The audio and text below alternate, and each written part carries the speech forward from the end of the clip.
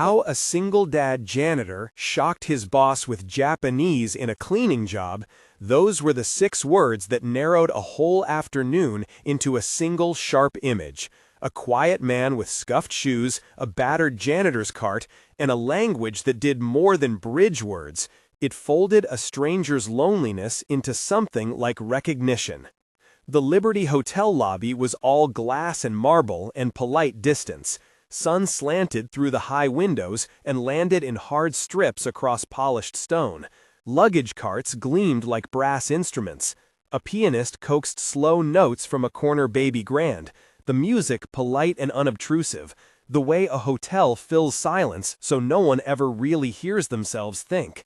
Staff moved in practiced choreography, bellhops with crisp collars, concierge leaning forward with rehearsed warmth, the cleaning crew like a second, quieter tide that made the place livable.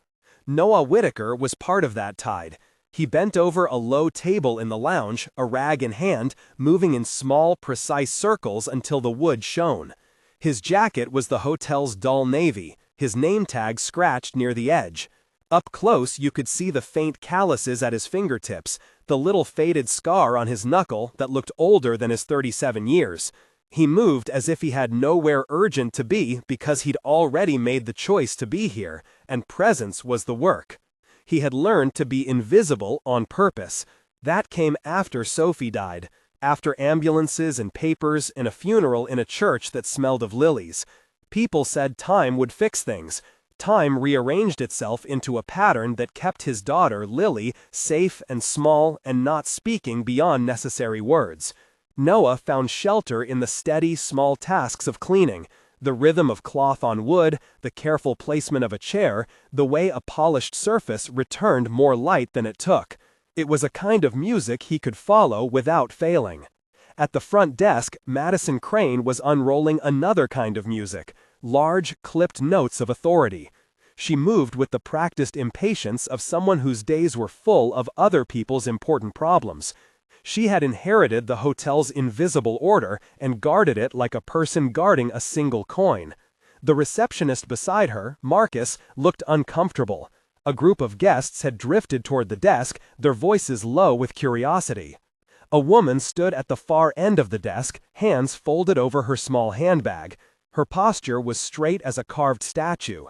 Dr. Hannah Nakamura had the look of someone used to being listened to, only to discover, again and again, that people did not always listen. Her English held the measure of someone who had made a life in another language, precise, careful, threaded with the small, stubborn politeness that comes from being required to soften yourself to fit in. She had been waiting 10 minutes. She had asked for an interpreter once. Kenji, a thin man who kept a serviceable smile, had tried to approach the desk twice, but the tide of busy hands and clipped answers kept pulling away. Madison's words came quicker, thinner. "We have policies. If you don't speak English, we can arrange translation service." The murmurs gathered like a storm. A guest muttered, "This is America. Speak English." The line landed in the air like a tiny stone. Hannah's hands tightened around the strap of her bag. She stepped back, then forward again. Kenji spoke softly to her in Japanese, his voice a small ship in rough seas. She answered in a phrase Noah would later hear as the only sound that mattered, a short, Kyoto-flavored exhale of relief. Noah had been 2 steps away, polishing with his head down. He watched the exchange the way a musician watches a score. You look up, you note the entry, you find your place. Something in the set of Hannah's shoulders, the tilt of her head, the way she kept waiting, pulled at him. He could have turned away. He had learned to turn away. This was not his job. He swept, he dusted, he made surfaces speak without asking for notice. Instead, he folded his rag and pushed the cart quietly toward the desk. He walked the route he'd walked 1,000 times, the same route that kept him seen but not interesting. Today, something made him step beyond the thin line that kept him small. He bowed once, lightly, the kind of bow you do for a guest, a reflex honed from years of watching people be careful with each other. Then he spoke, not loud, but clear enough to stop the piano and the murmurs. "Otsukare-sama desu," he said. The words slid into the lobby like a gentle hand. For a beat, nobody moved. Then someone reached for a phone. The translation followed in the half-breath before the sentence landed full. "Thank you for your hard work," Noah added, in English, because he wanted no mystery in the air. The Japanese came first, as if the act of being addressed in her own rhythm mattered more than the translation. Hannah's shoulders dropped a fraction. Her hands, which had been stuffed into the folds of a coat, unclenched. Madison's face hardened. She stepped forward as if to intercept, as if a guard could prevent the wrong currents from crossing the polished floor. "Sir," she began, but it chimed off the marble. A guest had already held up a phone. Another leaned forward in the small way audiences do when they think they are about to witness something rare. Noah's voice stayed low. He wasn't theatrical. He avoided the word boss now in his head because boss liked attention and he didn't.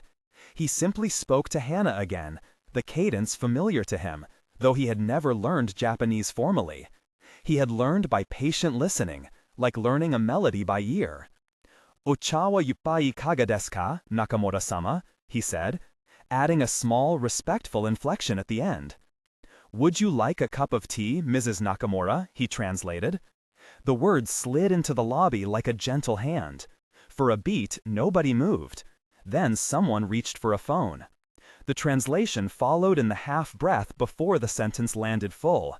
"Thank you for your hard work," Noah added, in English, because he wanted no mystery in the air. The Japanese came first, as if the act of being addressed in her own rhythm mattered more than the translation. Hannah's shoulders dropped a fraction. Her hands, which had been stuffed into the folds of a coat, unclenched. Madison's face hardened. She stepped forward as if to intercept, as if a guard could prevent the wrong currents from crossing the polished floor. "Sir," she began, but it chimed off the marble. A guest had already held up a phone. Another leaned forward in the small way audiences do when they think they are about to witness something rare. Noah's voice stayed low. He wasn't theatrical. He avoided the word boss now, in his head, because boss liked attention, and he didn't. He simply spoke to Hannah again, the cadence familiar to him, though he had never learned Japanese formally.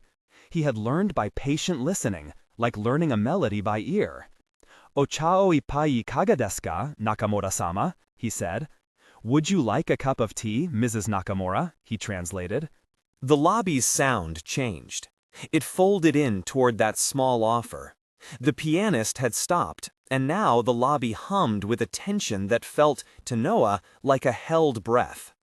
Madison's mouth opened and closed. How? She could not decide the correct emotion. Astonishment, suspicion, irritation. They had rules about staff interacting beyond their duties. They had lines about propriety. Noah had crossed an invisible border, and nobody had given him permission. Kenji hovered beside Hannah, cheeks pink with the heat of unasked-for attention. "No," he said quickly, in English, a little breathless. "No, I can—" He glanced from the reporter's phone to Noah to Madison, as if the whole situation were a misfiled memo.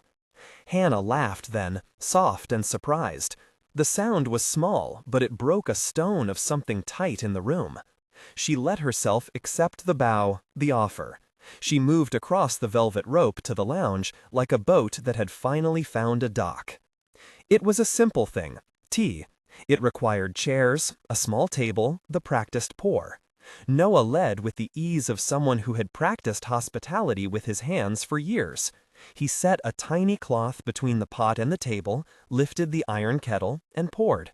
The sound of water into porcelain was a private liturgy. He set a cup in front of her with both hands, the gesture like an offering and like the most ordinary thing in the world. Hannah's gratitude softened her face. She nodded at the cup, then at Noah. "Arigato," she said, and Noah, who had listened enough to know the shape and warmth of the word, nodded back. He had no diploma to prove his competence in Japanese. Instead, he had afternoons spent in a little Japanese grocery where he watched people choose tea. elderly men who spoke soft dialectal phrases to each other like secret blessings. He had a teacher's ear from the years he'd spent leading music classes for children, coaxing notes out of wooden flutes and small violins, asking for patience and hearing tempo in breathing. The lobby cameras, the phones, the whispering guests, some remained on the threshold, curious, some left, deciding the scene was not for them. But a handful of people recorded. One guest's short clip, shot from a low angle with the understated focus of someone who had been surprised into fascination, caught Noah's hands in close-up as they moved over the kettle, Hannah's fingers curling around the cup, Madison's stunned mouth in the background. It was less than a minute long.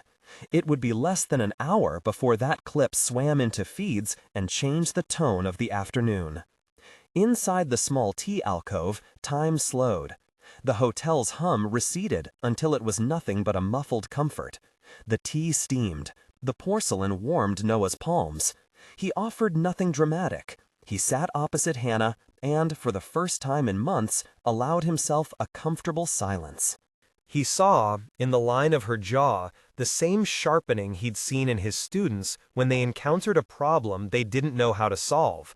That was when he spoke, because silence was not the same thing as understanding. "You could hear me," he said, simple because he did not have a rehearsed speech for why he had stepped forward. "You sounded tired." He kept his English clipped. It felt easier for the particular fragility of the moment. Hannah's eyes softened. She set the cup down carefully. She had lived long enough with the kind of listening that was only partial. "When I came," she said, "the first 2 attempts were just noise. I could see people making decisions about me before they asked a single question." Noah's fingers traced the grain of the table. He pictured Lily, 4 years old, tucked into a blanket with the music of a lullaby turned down in the world. "My daughter," he said, the words leaving like a bird released. He had rehearsed them only in the privacy of his head. "She stopped talking after the accident. We both speak different kinds of quiet now." Hannah watched him, and the quiet between them shifted into a small mutual understanding that had nothing to do with corporate policy. She told him, in measured sentences, of conferences where she had been corrected in pronunciation, of moments when colleagues had leaned in to hear the exotic rhythm of her speech and then dismissed the content. She kept the edges of her complaints small because the lobby had ears. She also kept them honest. "Being addressed in my language," she said, "it's not only convenience, it's proof that someone saw me as a person, not a problem." Noah looked down at his hands, the knuckles the color of old piano keys. "I used to teach music," he said. The confession dropped into the tea smoke like a coin. He had not intended to declare himself, but the moment had a way of calling up old chapters. Kids' choir, piano, small community recitals. Sophie and we would go and sing. She loved to listen. She said music could reach places words couldn't. He didn't say how long it had been since he'd touched a piano. He didn't say how the memory sometimes made his stomach ache. Hannah slid a small paper-wrapped dorayaki across the table without announcing it. "For Lily," she said, "if she likes sweet things." Noah blinked, then managed a laugh that shook with something like relief. "She's starting," he said, quiet. "A few words, not always English." He had been teaching her to trust language again by using tiny rituals, naming the spoon, counting steps to the park, smoothing the edges of words the way he smoothed the laces on her small shoes. Tonight would be another lesson in small courage. Outside the lounge, the clip had already begun to move. Phones pinged. The guest who'd filmed was not trying to be an influencer. She'd been still and struck, and she'd uploaded the clip because she wanted to hold on to what she'd seen. The internet is an ecosystem that lives on other people's wonder. In under an hour, the video picked up momentum. In the back rooms of the hotel, the other kind of music played too. Madison, flanked by printed policies and an email thread scrolling like a small hungry thing on her tablet, tasted the sudden, unpleasant flavor of loss of control. He engaged a guest beyond his authority, she told Tara, the head of PR, in the clipped, efficient language of people who manage reputations for a living. We have standards. We have training. If staff start becoming performers, we lose predictability. Tara listened with a face practiced for calculus that pretended not to have emotion. She was watching the same feeds everyone else was, seeing a different image. Quiet courage. A person acknowledged in their own tongue. A hotel, Liberty, framed as the place that nearly pushed a woman away. This could become a story, Tara said. We can either look like we were slow to act, or we can show that we're responsive. There's goodwill here if we move carefully. Madison's jaw tightened. Her instinct was not cruelty. She distrusted improvisation. She believed policy knitted safety. She feared being seen as lax. Temporary suspension pending investigation, she said, as if the phrase itself was a lock to close the room. We have to maintain standards. Tara's eyes flicked to her tablet, to the rolling numbers. The clip was picking up shares. Comments spun in two directions. People praising Noah's kindness, people accusing the hotel of overreach, people making the whole thing into a morality play about class. Beneath the headlines lay the messy thrum of human life. Noah did not know yet that a memo was being drafted. He only knew the way his hands trembled the first time a stranger stopped him in the hallway and asked, haltingly, if he was the one from the video. He felt awkward with gratitude. He deflected praise with the habitual modesty of someone who had learned long ago that attention could sharpen into pain. He kept emptying trash bins. He kept folding towels. He kept being the instrument he'd chosen because it allowed him to breathe. The guest's curiosity became a small ripple. A woman with a stroller stopped and thanked him for being kind. A boy asked if he had a different job. Like a spy, the boy said, half joking. Noah laughed, the sound a little foreign to his own ears. At the staff room, the locker room door closed like a secret chamber.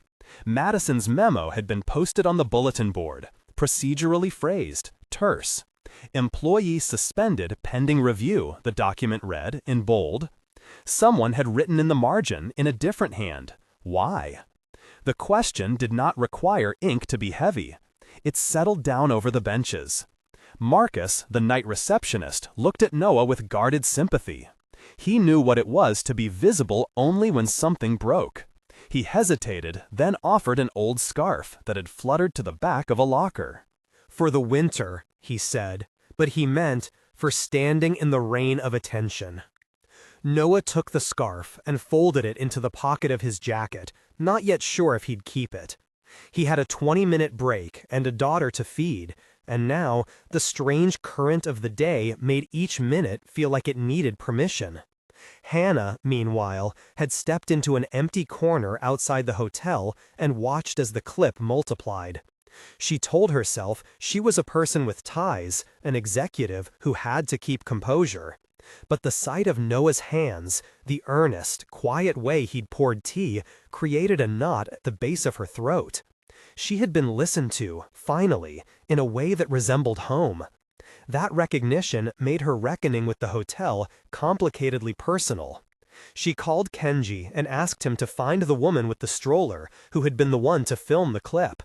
He tracked the username, found the upload, and then, as a practical matter, she searched for any mention that might signal harm. Nothing malicious, mostly people marveling and a few online commentators folding it to fit their narratives. Hannah understood the power of images, of how a small mercy could be spun into fuel for 1,000 agendas. She did not want Noah's humanity to be used like a sparkler. She wanted his dignity preserved. When she heard rumors of suspension, the rumor arriving as a cold edict from Madison through the staff grapevine, she felt a tightness in her hands that was not entirely professional. She had no intention of becoming a spectacle. Yet she also had a sense, one shaped by being on the wrong end of many small exclusions, that she could not let a person who had done a small, generous thing be punished for the convenience of policy. She walked back inside and found Noah at the mop sink, sleeves rolled, phone in hand because someone had sent him a link. He looked up when she spoke his name. He was not the kind of man to take the spotlight. The idea of being singled out had the taste of lemon on his tongue. "I heard," she said, quietly. "I'm sorry." Noah answered with a small, reflexive shrug. "It's fine," he lied, because the word felt safer than the messy truth. He showed her the photo in his hand, the clip that had circled around them like a slow bird of prey. On the screen, his hands were blurry with motion, like the story of him, too, was suddenly blurred by other people's interpretations. Kenji hovered by the door, watching. He spoke with the steady practicality of someone who worked to smooth cultural friction. "She wants to do something," he said in English to Hannah. He thought of her as she had been, a person who preferred to act with intention. "She says she will speak with them directly." Hannah nodded.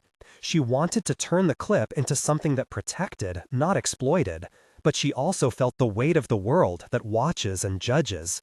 She thought of the silence that had become her companion in crowds, and of the small kindness that had felt like a key. She wanted to be careful. Noah walked home that evening with Lily in the stroller, the scarf tucked into the side pocket, the phone a small hot stone in his jacket where the clip flashed with each notification. He was quiet, the way the ocean is quiet before the tide changes. Lily hummed, a small, sad song that was becoming audible in fits.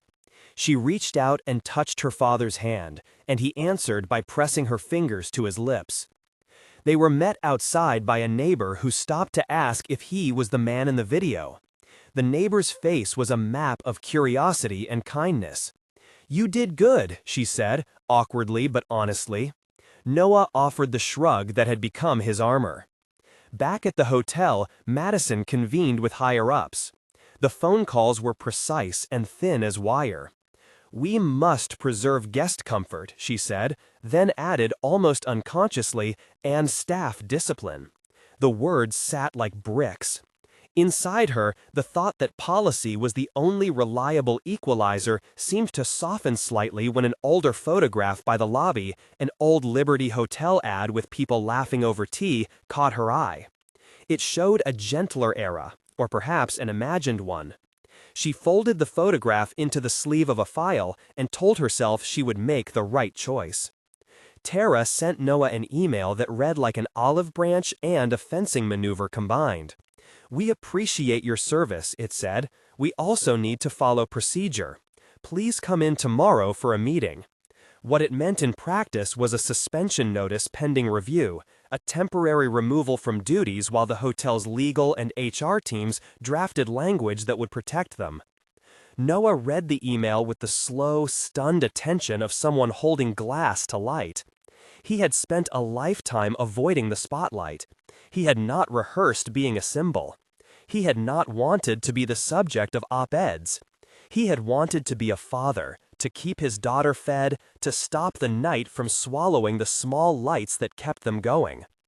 When a line of social feeds began to fill with commentary, both warm and sour, Noah felt the peculiar sensation of being read from a distance. People he would never meet now weighed in on his intentions. Some wrote of the noble janitor who spoke like a scholar. Others called the whole thing staged, a manipulation. The internet had no appetite for nuance. Nuance was what made people uncomfortable. It took practice to stay human in an environment that preferred certainty. Hannah sat in her car for a long time after work, the engine off, the dashboard humming like the faint echo of the lobby piano. She watched a loop of the clip again, muting the phone at the places where she heard strangers overlay their own stories. "See, even janitors? Look how poor people stage things." The comments lit up in green and red like warnings. She could feel, with the quiet insistence of someone used to reading microaggressions, that the hotel's response would shape not only the institution's image, but the intimate dignity of a man who had done nothing but respond to another human being. She could have called Madison and calmed the storm with a few executive sentences. Instead, she called Kenji, and then, without pretense, she told him she would speak to Tara. She did not know what she would do next. She only knew that to claim her humanity and preserve Noah's required more than an email and a polite bow. The city outside settled into evening. Streetlights blinked on like cautious beacons. Noah pushed Lily's stroller, the clip playing in the background like a soundtrack he had not asked for. He had never liked being looked at. He liked looking instead. He liked noticing the small things he could fix. He liked the way a polished handrail reflected a smudge-free truth. Tonight, the reflection of him felt a little too bright. Inside, the hotel buzzed with quieter battles. Staffers chose sides the way people choose umbrellas in sudden rain. Some quietly spoke up in support of Noah. Others sent short, nervous messages asking what to say if reporters called. Madison folded her hands and rehearsed a statement that would protect the hotel's procedures. Somewhere in the back offices, a suspension letter waited to be printed. For Noah, the world suddenly contained more eyes than before. He felt their weight at the next morning's school crossing when parents pointed discreetly and an elderly woman waved like he was an old friend. He felt it again at the grocery when a cashier smiled in recognition. The boat of his privacy had lifted anchor without permission. Hannah, awake before dawn, read the replies to her own small messages. Messages of thanks. People who had found the clip restorative. People who had dug through comments and found ugliness. She thought of the way microaggressions had shaped her life. These were storms that usually robbed you slowly, of confidence or of a word you might have said. And she realized, with a clarity that felt both dangerous and necessary, that doing nothing would be a kind of assent. She made a decision that had nothing to do with spectacle. She would go see Noah. Not to make him a symbol, not to lecture management, but because the cup of tea she'd tasted had been a narrow doorway into conversation, and she owed that conversation some weight. She walked into the staff room that morning carrying a paper bag with a dorayaki and a small card. The card had a line she had copied from a book she loved. Many small yeses make an honest world. It was not a grand idea. It was the sort of quiet thing she believed could steady people. Noah looked up when she entered. He had the air of someone who had learned to expect pain and disappointment, and was surprised instead by the simple act of being remembered. He set down his mop. The staff around them watched, some folding into silence, others glancing with the sideways eagerness of people waiting for what would happen next. "I heard about the meeting," Noah said, his voice careful. He had been told to come in, or to expect something. He had been told to brace. He had also received messages from strangers telling him to read the comments, as if the internet might be a manual for living. Hannah sat on the bench opposite him and unfolded the card slowly. "I'm going to be in the lobby this morning," she said. "I have a meeting with Tara about the way the hotel plans to handle this. I don't want you to become an example. I want you to be a person." Noah studied her. For the first time in days, the attention on him felt less like a glare and more like a hand offered. He was gentle with the acceptance. "I never wanted attention," he said. "But I don't like being punished for being human." Hannah's reply was a simple nod. She could feel, faintly and tremulous, the shape of what was to come. Reporters, feeds, the legalistic language of suspension memos. She could sense the power of the story, how it could be tuned to shame or to praise.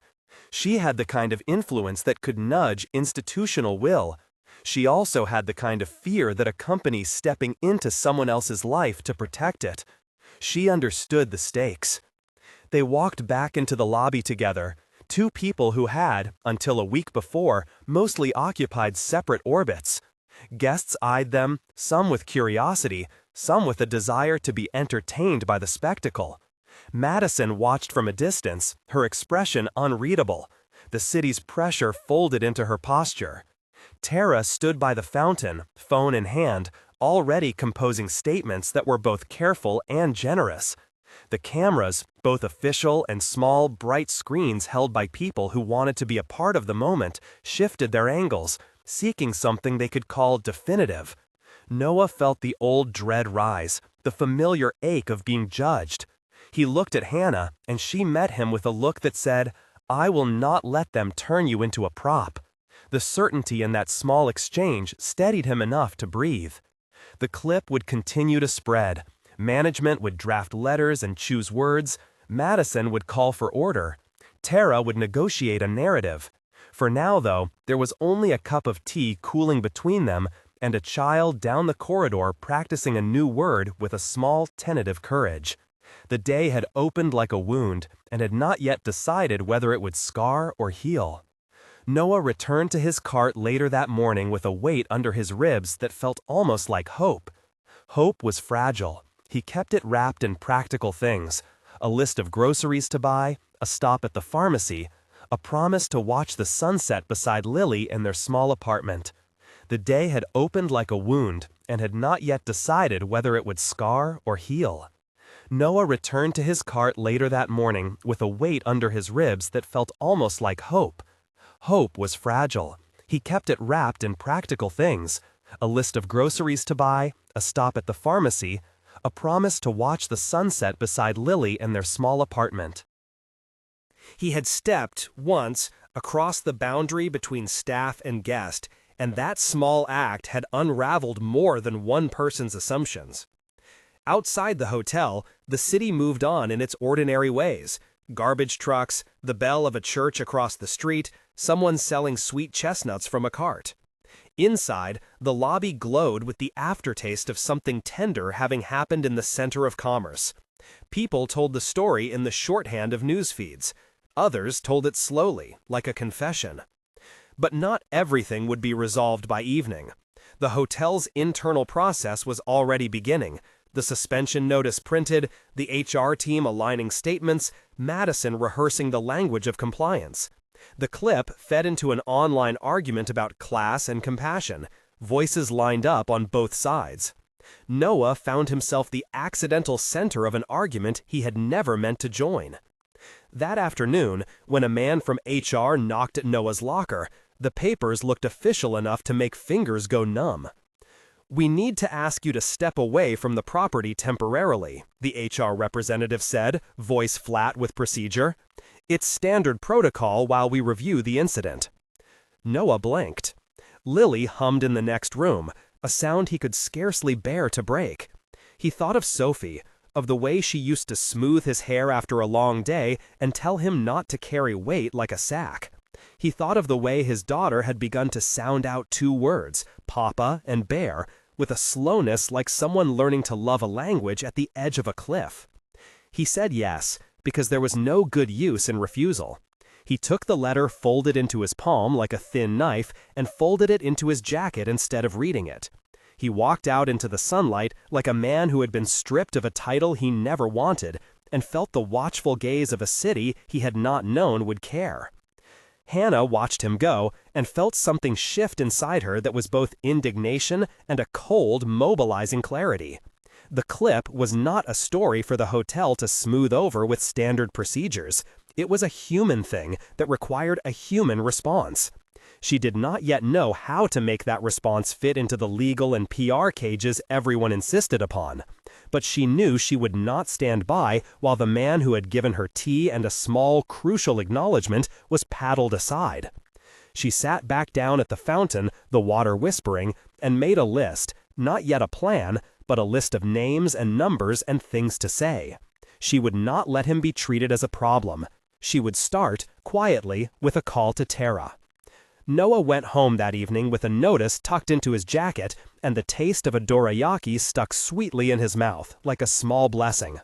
Lily said a new word, tea, and stumbled over it in a way that thrilled him. He pressed his thumb to the note in his pocket and wondered if being seen would cost them more than they could afford. Outside their window, the city lights came on like a field of tiny promises.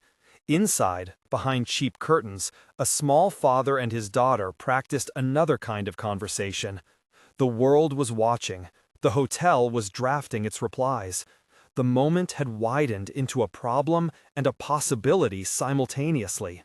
Later that night, Hannah sat at the piano in her hotel suite, not the lobby grand, but a smaller, private upright, and let her fingers find a slow line of notes. She did not know the right corporate phrasing to save Noah the suspension, but she did know music, and she let the tune be the language she used to think while she planned. The refrain she found was modest, a series of small notes that fit together into something like steadiness. She would call the board in the morning. She would ask for accountability. She would ask the hotel to measure something they had never considered, not only revenue or ratings, but the extent to which guests were met as people. She would ask them, in a phrase she had been circling in her mind, to consider an empathy index. It sounded grand in the way that good ideas sometimes sound before they are tested by reality. She did not know if it would do any good. She only knew that the alternative, silence, felt like a betrayal. When she left the piano, there was a note waiting on her desk, from Kenji, succinct and slightly embarrassed. It read, "She will be okay. K." The words were small, but for Hannah they were a lattice, not a rescue, but a signal that taking action might be possible. Outside, the night flattened the building's details. Inside, the lobby was a slow, cooling wound. People would tweet and judge and move on. Some would stay. Some would find in the clip the spark of a movement that would be bigger than a hotel rule. For now, the question remained open. What would a company do when a small, human kindness collided with a rulebook? The answers would begin to take shape the next morning. For Noah and Hannah and Lily, the path ahead promised both complication and a new kind of company, of people who had chosen one another without a title being assigned. They had crossed a line that made them visible to strangers, and, in doing so, had become responsible to a wider public. When Noah placed the note from HR back into his jacket the next day, the paper's fold felt heavier than it should. He straightened his shoulders in a practiced way and stepped outside, where the city was already winding itself into motion. He had loved being small. Suddenly, smallness felt like an exposed place.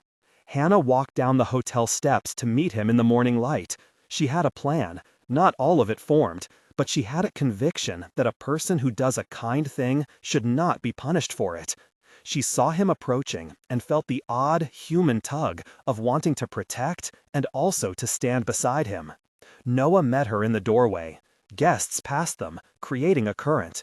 She reached out, not to touch, but to indicate alliance. He nodded.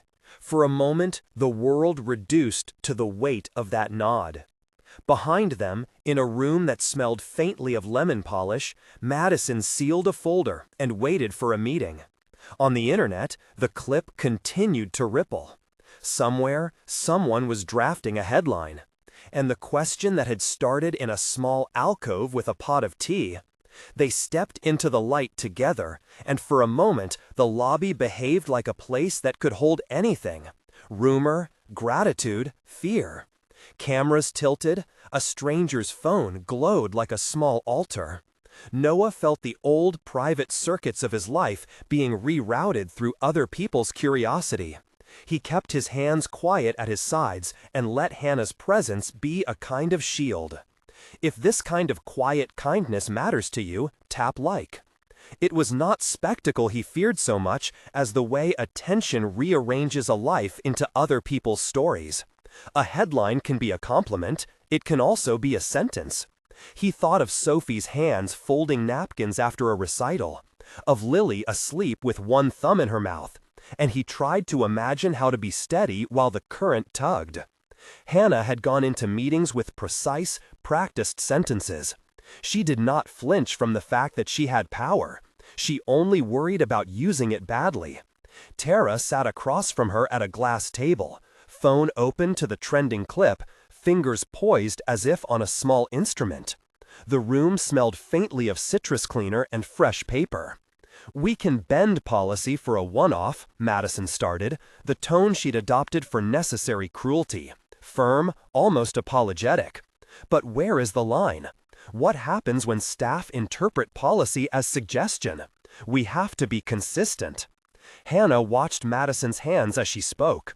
The little tap of a pen, the micro gestures someone uses to prove they are reasonable. She also watched Tara, whose eyes flicked between the clip and the comments, a translator of public feeling into corporate leverage. "There are two problems here," Hannah said slowly. She did not raise her voice. She did not need to. One is the letter Mr. Whittaker received. The other is that residents, guests, and the public are saying something about what they want a hotel to be. If we only issue a suspension and tidy this into a memo, we will have missed the chance to build something better. The room made itself a public hearing. Madison's posture hardened. "We cannot create special treatment based on applause," she replied. "We can't permit staff to initiate service outside their roles. It undermines training." "Then change the training," Tara said, with the bluntness of someone who read networks for breakfast. "Teach staff to recognize cultural needs.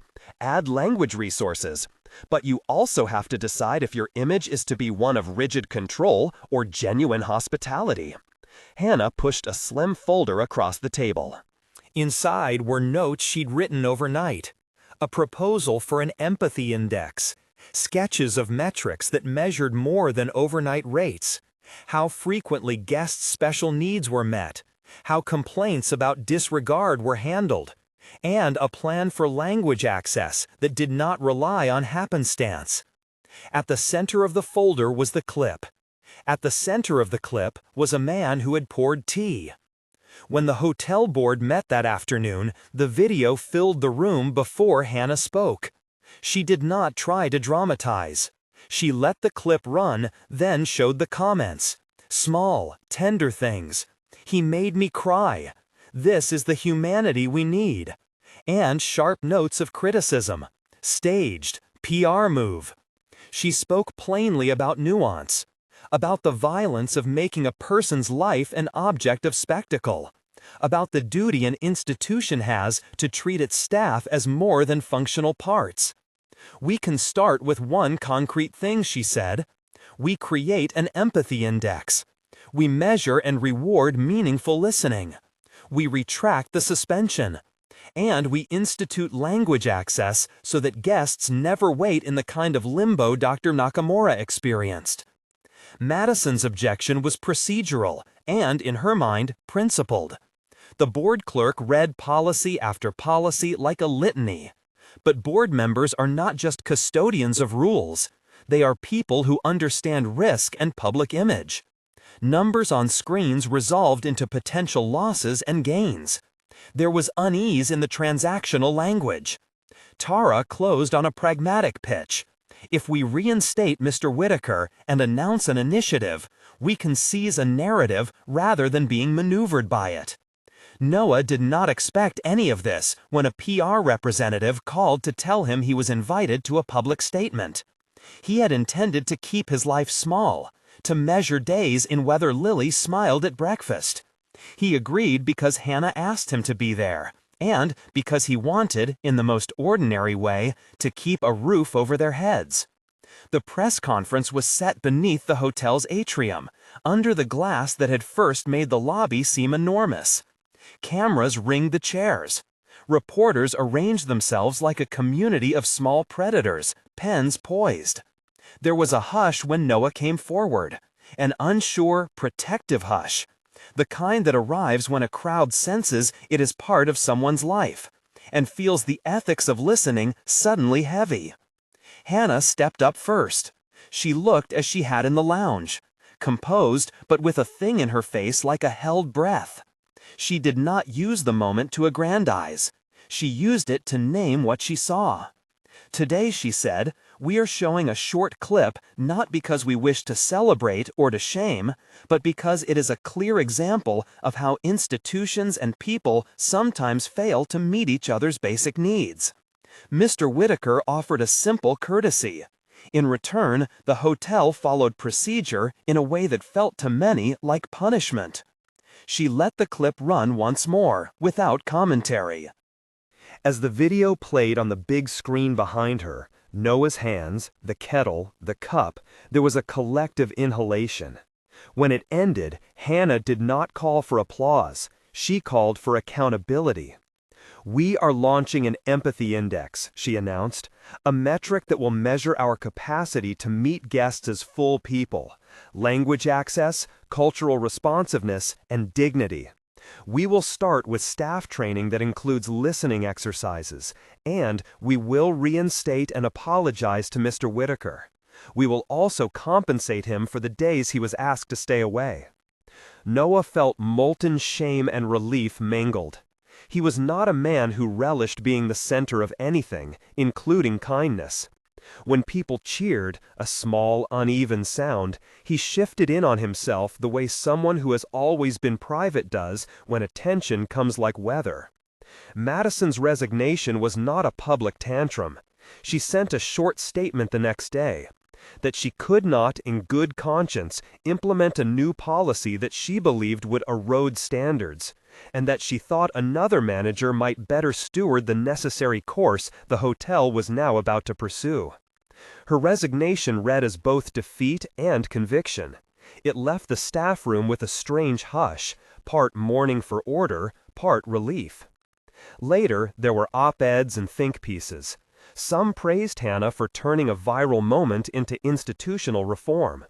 Others pointed out the irony of a CEO who moved quickly when attention was public, asking whether private kindness required publicity to be meaningful. Tara, pragmatic as ever, acknowledged the critique in a candid interview. "We should have had these systems in place before anyone filmed anything. We're using this moment to build what we should have already been." Noah's life, though, remained stubbornly private. He returned to work with a new badge, a small card that authorized him to participate in the hotel's language access pilot. A gentle bureaucratic acknowledgement that felt oddly like permission to be himself. He went about his tasks with the same steady hands, and when guests paused to thank him, he muttered a response and kept moving. The city had not stopped being the city. His doings were now a mix of traffic and kindness and the hide-and-seek of a man who wanted to keep his days small. The gift of that public attention, however, opened some doors that would otherwise have stayed closed. Hannah, who lived in an apartment above the harbor, offered a practical kindness that did not make headlines. She arranged for a tutor through the hotel's charity fund to work with Lily twice a week, gentle language and music sessions that mixed counting and rhythm. It was not charity dressed up as salvation. It was a neighborly commitment to help a child find her voice. At first, Lily's voice came in fragments, like the first shards of a street musician's melody. She would say "Ocha" with a giggle and stop, then try "Papa" and trail off. Over time, and with a tenderness that looked nothing like performance, she learned to assemble words slowly. Noah practiced lullabies he used to teach in church basements and community halls. He remembered the motion of a hand on a shoulder that used to coax a note from a shy child. Lily's palette of sounds widened. She began to sing, at first in short, clumsy lines, then in whole phrases that would make Noah's throat tighten. Hannah visited in the afternoons sometimes, not as patron, but as a companion who wrapped her own life around theirs in practical ways. She would bring a small box of picture books and tea. She would sit on the couch and watch as Lily drew with crayons, and sometimes she would read aloud in simple sentences that Lily liked to trace with a sticky finger. The old formal distance that had defined their first meeting loosened into something like a friendship, careful, reciprocal, and full of small obligations that both nourished and steadied. When a local children's publisher approached Hannah about turning the story into a book, less about viral fame and more about the idea of being seen, she refused any exploitation up front. She suggested instead a small, tender book about listening and tea, co-authored with Lily, told in soft sentences and illustrated with pencil sketches of hands and cups. Lily insisted on a page with a cat and a piano, both drawn appreciatively. The publisher agreed to donate a portion of proceeds to early language programs. The project moved at Lily's pace, which was properly slow and full of pauses.